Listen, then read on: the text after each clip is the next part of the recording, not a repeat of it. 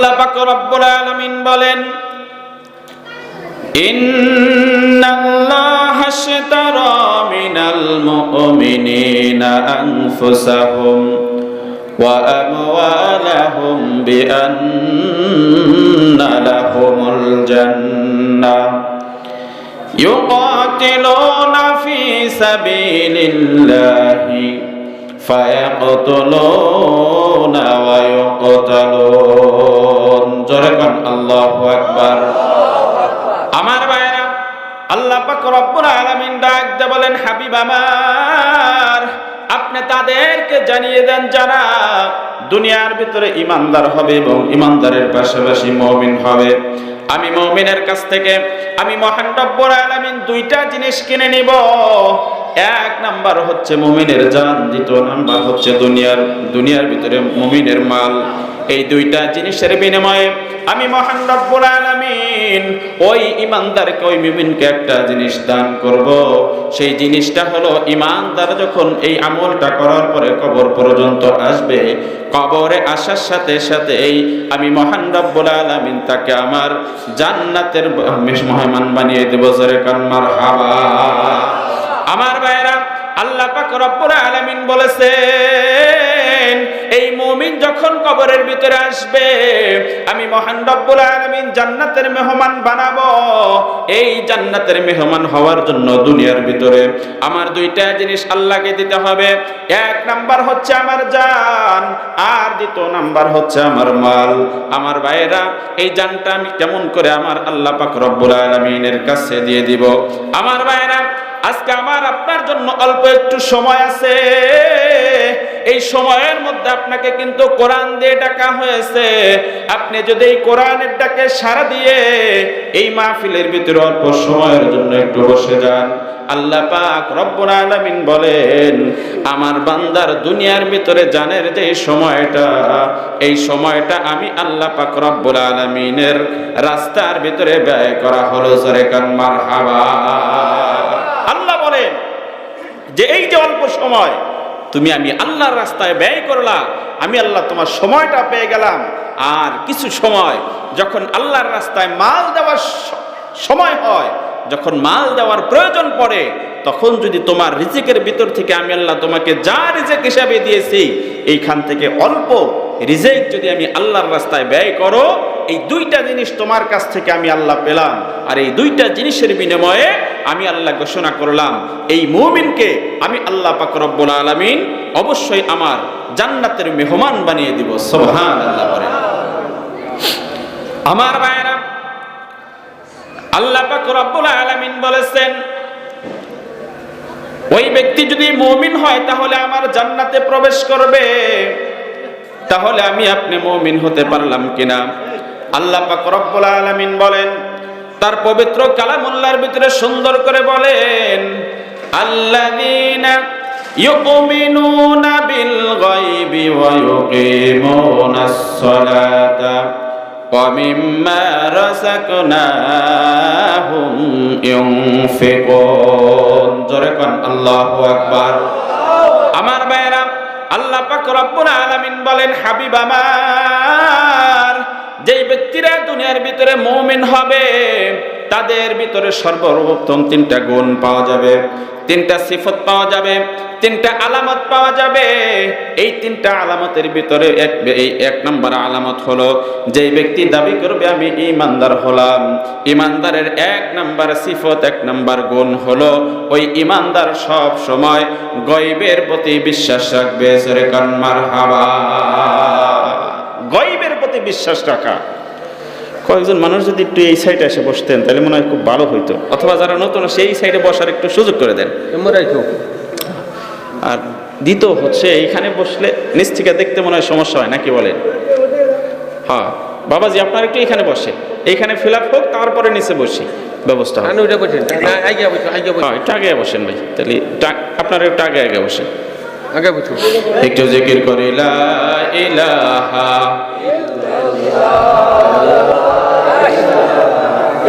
ভাই। আপনি একটু আগান না।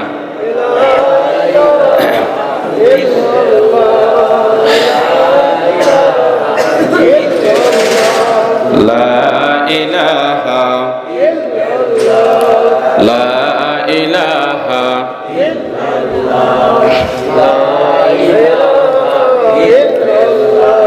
লা ইলাহা ইল্লাল্লাহ মুহাম্মাদুর রাসূলুল্লাহ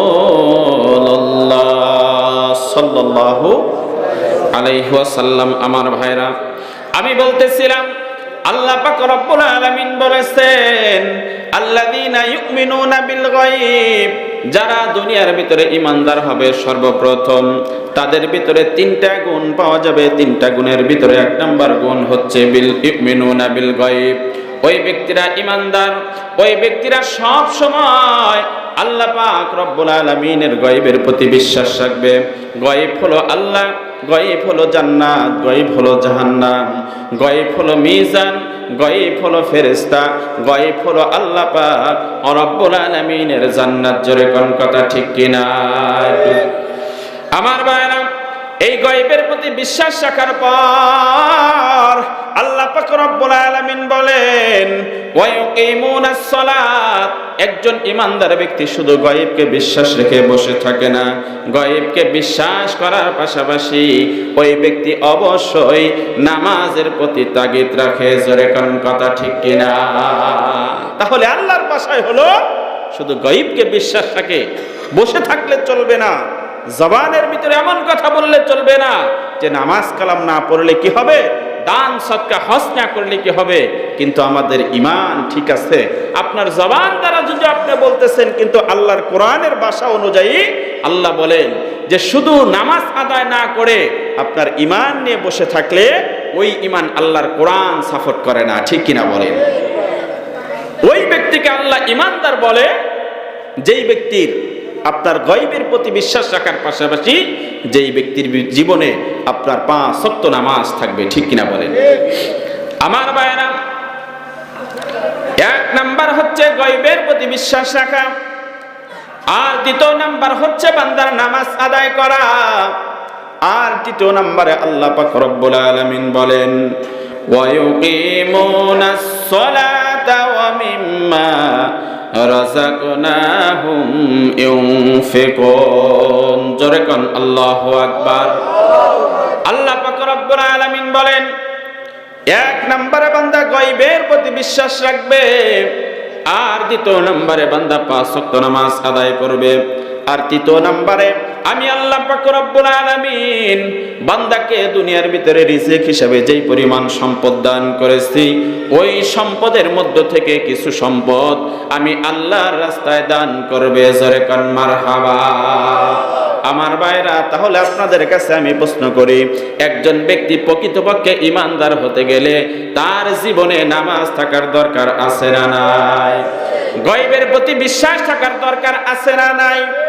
এই দুইটার পাশাপাশি ওই ব্যক্তির জন্য আল্লাহ পাক রব্বুল আলামিন বললেন সম্পদ হিসাবে আমি যা কিছু দান করেছি। আপনি বেশি সম্পদের অধিকারী যদি হয়ে থাকেন তাহলে আপনি বেশি সম্পদ আল্লাহর রাস্তায় দান করবেন। আপনি যদি অল্প সম্পদের অধিকারী হয়ে থাকেন তাহলে অল্প সম্পদ দান করবেন। আপনার সম্পদ বলতে যদি কোনো কিছু না থাকে তাহলে আপনার শরীরের শ্রম, আপনার জবানের কথাগুলা আপনি আল্লাহর রাস্তায় খরচ করবেন। জোরে কোন কথা ঠিক কিনা? আমার ভাইরা, আল্লাহ পাক রব্বুল আলামিন তৃতীয় নম্বরে বললেন তোমাকে আমি সম্পদ হিসাবে যা কিছু দিয়েছি, এই সম্পদের মধ্য থেকে তুমি যদি আল্লাহর রাস্তায় দান না করো তাহলে প্রকৃতপক্ষে ঈমানদারের 3টা গুণের একটা গুণ তোমার ভিতরে পাওয়া গেল না। আমার ভাইরা, আপনাদের কাছে আমি প্রশ্ন করতে চাই, আমার আপনার নবী হযরতে মুহাম্মদুর রাসূলুল্লাহ সাল্লাল্লাহু আলাইহি ওয়াসাল্লাম তিনি কি একজন কৃপণ ব্যক্তি ছিলেন নাকি দানশীল ছিলেন? আর একটু জোরে কোন। কেমন দানশীল ছিলেন? নবী করিম সাল্লাল্লাহু আলাইহি ওয়াসাল্লাম মসজিদে নববীর ভিতরে বসা, এমন সময় হঠাৎ করে মদিনা থেকে একজন আনসারী সাহাবী চলে আসলেন। আসার পরে ডাক দিয়ে বলেন, ইয়া রাসূলুল্লাহ, ইয়া হাবিবাল্লাহ, আমি একজন ক্ষুধার্ত মানুষ গো নবী, আমি অত্যন্ত ক্ষুধার্ত একজন মানুষ। আপনি যদি আমাকে খাওয়ার জন্য কিছু দান করেন তাহলে আপনার দান আমি গ্রহণ করব। আমার ভাইরা, নবী করিম সাল্লাল্লাহু আলাইহি ওয়াসাল্লাম ওই সাহাবীকে সাথে সাথে তার কাছে নিয়ে আসলেন। আসার পরে মসজিদে নববীর ভিতরে তিনি বসিয়ে নবী করিম সাল্লাল্লাহু আলাইহি ওয়াসাল্লাম সাথে সাথে তার নিজের বাড়ি পর্যন্ত চলে গেলেন। জোরে কান মারহাবা। আমার ভাইরা, নিজের ঘরে নবী করিম সাল্লাল্লাহু আলাইহি ওয়াসাল্লাম যাবার পর তার স্ত্রীকে ডেকে ডাকতে বললেন, আয়েশা রে, তোমার ঘরের ভিতরে খাবার কোন ধরনের সম্পদ আছে কিনা, খাবার আছে কিনা? মা আয়েশা ডাকতে বলেন, ইয়া রাসূলুল্লাহ, ইয়া হাবিবাল্লাহ, আপনি তো ঘরের খবর খুব সুন্দর করে জানেন। আমি আয়েশার ঘরে এই মুহূর্তে পানি ছাড়া কোনো খাবার নাই। জোরে কান আল্লাহু আকবার। পানি ছাড়া কোনো খাবার নাই। ইয়া রাসূলুল্লাহ, ইয়া হাবিবাল্লাহ, আমার ঘরে কোনো ধরনের খাবার নাই। হযরতে মুহাম্মদুর রাসূলুল্লাহ সাল্লাল্লাহু আলাইহি ওয়াসাল্লাম নিজের প্রথম স্ত্রীর ঘর থেকে নিরাশ হয়ে অন্য স্ত্রীর ঘরে চলে গেলেন। ডাক দিয়ে বললেন, তোমার ঘরে কোনো খাবার আছে কিনা? তিনিও বলতেছেন, ইয়া রাসূলুল্লাহ, ইয়া হাবিবাল্লাহ, আমার ঘরেও পানি ছাড়া কোনো খাবার নাই। আল্লাহু আকবার করে নবী করিম সাল্লাল্লাহু আলাইহি ওয়াসাল্লাম সর্বপ্রথম যখন ওই ব্যক্তি তার কাছে খাবার চেয়েছেন, সর্বপ্রথম তিনি নিজের ঘরের খবর নিয়েছেন। ঠিক কিনা বলেন? সুতরাং নবীর এই সুন্নাতের থেকে আমরা এই শিক্ষা নিতে পারি যে কোনো ভিক্ষুক হোক, কোনো মানুষ হোক, কোনো ইসলামী কোনো কাজের জন্য হোক, কেউ যদি আপনার কাছে কোনো ধরনের কোনো কিছু আবদার করে, তাহলে সর্বপ্রথম আমি খোঁজ করব নিজের ঘরে। ঠিক কিনা বলেন? অনেক মানুষ এমন আছে যে যখন এমন করে আবদার করে নিজের দিকে তাকায় না, তিনি তাকায় তার চাইতে ধনী কে আছে তার দিকে। ঠিক কিনা বলেন? কিন্তু নবীর শিক্ষা আমাদেরকে এটাই দেয় যে কেউ যদি আমার কাছে কিছু আবদার করে, আল্লাহর রাস্তায় কোনো কিছু করার জন্য যদি ডাক আসে, তাহলে সর্বপ্রথম সেই কাজটা আমার নিজের ঘর থেকে অথবা নিজের পকেট থেকে শুরু হওয়া লাগবে। ঠিক কিনা বলেন? আমার ভাইরা, নবী করিম সাল্লাল্লাহু আলাইহি ওয়াসাল্লাম যখন এমন করে নিজের ঘরে কোনো ধরনের খাবার তিনি পেলেন না, এই খাবার না পাওয়ার পরে আবার তিনি মসজিদে নববী পর্যন্ত চলে গেলেন। এইবার যাওয়ার পরে সমস্ত সাহাবা আজমাইনদেরকে লক্ষ্য করে বলেন, ও সাহাবা আজমাইনরা, তোমরা শোনো, এই যে মদিনার থেকে একজন আনসারী সাহাবী আসছে, এই আনসারী সাহাবী নাকি অত্যন্ত ক্ষুধার্ত একজন সাহাবী। ও সাহাবীরা, তোমরা শোনো, এই সাহাবীর মুখের ভিতরে যেই ব্যক্তি এক লোকমা পরিমাণ খাবার তুলে দেবে, আমার আল্লাহ পাক রব্বুল আলামিন ওই ব্যক্তিকে অবশ্যই ভরপুর রহমত দ্বারা তার পরিবারটাকে ভরপুর রহমত দিয়ে, বরকত দিয়ে ভরপুর তার পরিবারটাকে সুখী সমৃদ্ধি করে দিবে। জোরে কান মারহাবা।